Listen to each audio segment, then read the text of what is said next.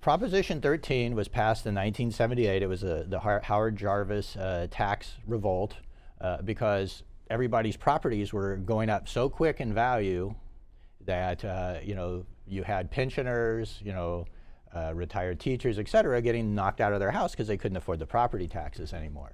So what it did is it put a cap, and your property tax, your assessed value, which they calculate the tax off of, can only go up 2% a year unless you buy a new property, then it's the market value. And it kind of put in stone that the county could only charge a 1% of your property. So the tax rate was kind of put in stone.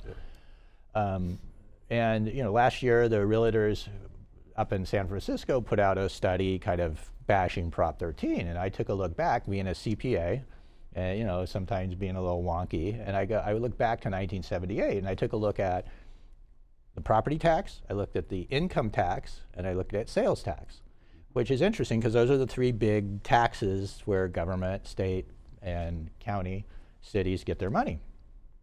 And if you look back, you notice that the sales tax in California was like 4 or 5%. Now it's 8+%, depending on your jurisdiction. Some places 10 to 11. And the income tax rate was down around 3 or 4%. Now the highest is up at 11+%. So what's happened over the last 20, 30 years is the state has changed these other taxes to make up for Prop 13.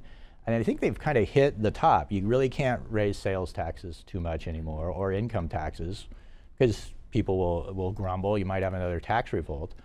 So now they're coming back, circling back to Prop 13 and kind of, trying to chip away at some of the safeguards that were put in place there. And what are your thoughts on that? Well, I don't believe that you should overtax. I'm kind of a low tax kind of person. I look at it as the person who earns the money, kind of knows where to best put that money.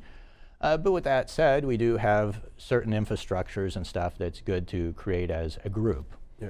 And I think that you kill economic activity with high taxes. So we're really need to keep ourselves competitive. Do you think we should? Do you think there should be reforms of Prop 13?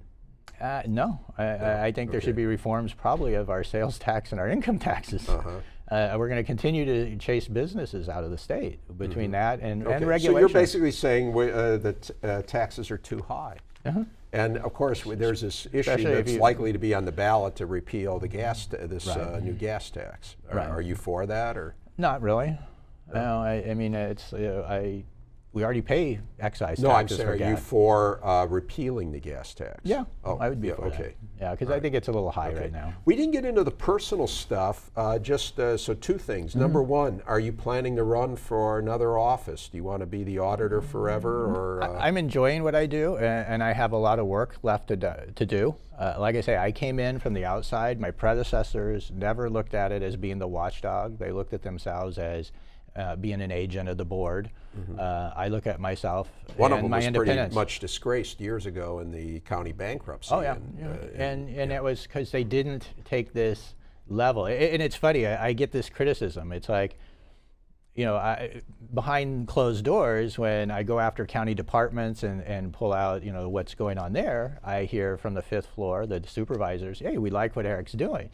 When I look at stuff like the mailers, or pensions, for the supervisors, I get criticized. So it's kind of, you can't have one without. It's a tough job. And you can't have one without the other. I either am or I am not. So and I choose to be that watchdog and kind of do you want to run for supervisor someday, or what are your I actually thoughts? think I'm better where I'm at. I think I brought a dynamics to this office that been needed for a long time, and my work is not done. Right. So and there's no term limits on auditor, right? So you could be auditor. So I could be around for a while. Yeah, with your own lawyer. think of what you could do.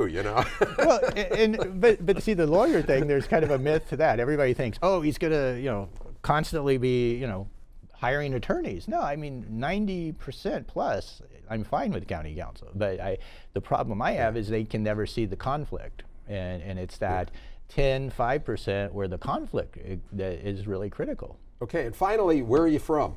I grew up in Independence, Missouri, which is Harry Truman's. Give 'em Hell Harry's hometown. So I grew up in kind of the shadow of the Truman Library and everything that Truman did as president.